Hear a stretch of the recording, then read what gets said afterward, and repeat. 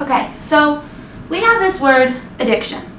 We think we know what it means and we know how it's viewed in society. So I went ahead and I Google image searched the term for the people who are usually connotated with this word, and that word is drug addict. And this is what you get. You get people who are on the streets, who look strung out, who look worthless, who look like junk, who look non-human.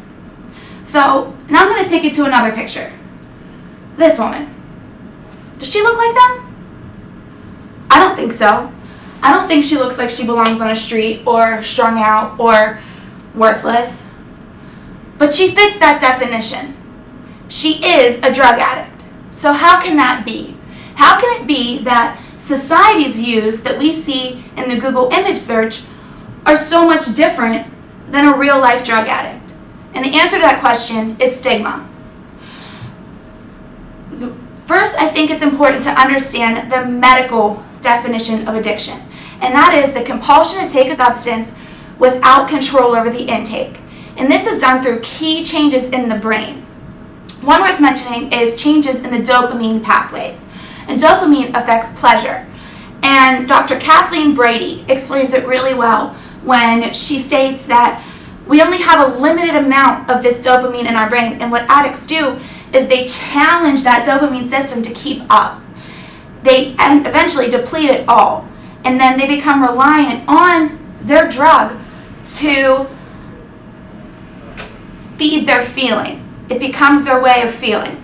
So if we know this, if we know that it has been proven time and time and time again in research and science and by doctors that this is a brain disease, why isn't it treated that way? Why isn't it treated the same way that other brain diseases are treated, such as Alzheimer's? Why are the patients of this disease cast into the streets to fend for themselves when they have a chemical imbalance? And I know addicts commit crimes. It's a known fact, and I'm not naive to that fact. But think about how things would be different if they weren't treated and seen as that Google image search. Now, the state of Ohio did a study, and they found that for every dollar they spent in prevention methods, they saved $7 of money that was previously used to fight crime, child abuse and neglect, and homelessness. So if we extrapolate that over 50 states, imagine not only the economic benefits of this, but think about those people's lives. Their lives are going to be different. Families will be families, mothers will be mothers, and fathers will be fathers, and sisters will be sisters.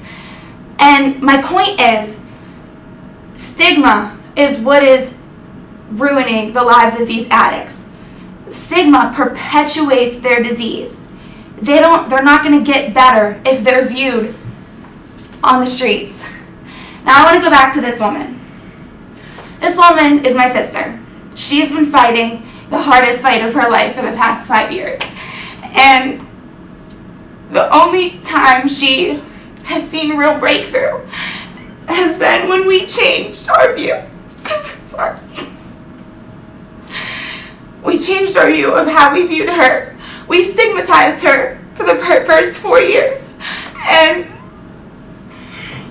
she's been clean for a year now. And the only way that she's gotten better was through our support and our love for her. And the stigma, it changes. The end of stigma is what's going to benefit the lives of drug addicts everywhere.